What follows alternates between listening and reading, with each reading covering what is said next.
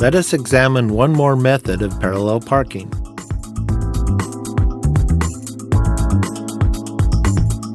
In many countries, you meet the following exercise in the driving test. There is a car parked at the edge of the road. You have to imagine that another car is parked behind it, and you have to park between the real car and the imaginary one. In this case, you should end up parallel parking at a distance not exceeding 2 lengths of your car from the car parked in front.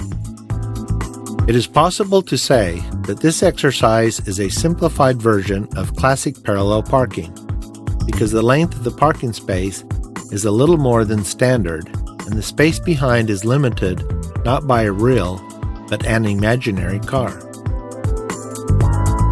This exercise is similar to parallel parking, except that on the second step we look not to the left, but, attention, to the right mirror, the one situated on the side of the curb.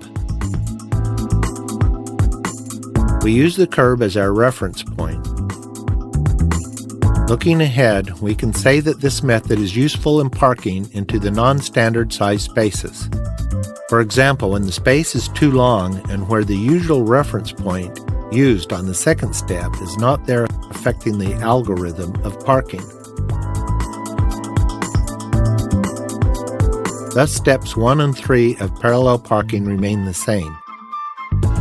The changes affect only the second step.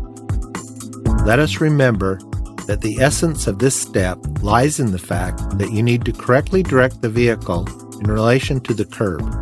In other words, set a correct angle of approximation to the curb. On the second step, we must put the steering wheel in the straight forward position.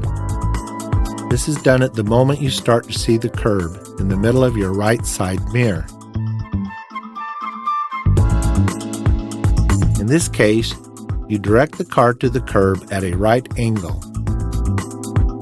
But do not forget that before we started the parking process, we directed this mirror downwards, because at the normal setting, this guiding feature will not work. Let's see once more the whole process from beginning to end. You take the starting position, start to move and turn the steering wheel to the right when you see the back end of the adjacent car and the small triangular window.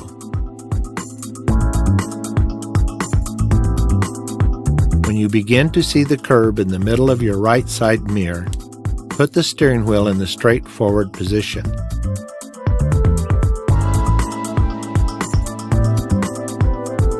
When the side mirror covers the corner of the front car, you turn the steering wheel to the left. And then you put your car parallel to the curb and finish the parking maneuver. At the same time, do not forget to assess each of your attempts. If the car's back wheel rests against the curb, then during the last step, try to turn the steering wheel a little bit earlier. As mentioned earlier, this technique can also be used for parallel parking. But when doing so, do not forget that a real car is situated behind you. It is worth checking from time to time how much free space you have behind the car.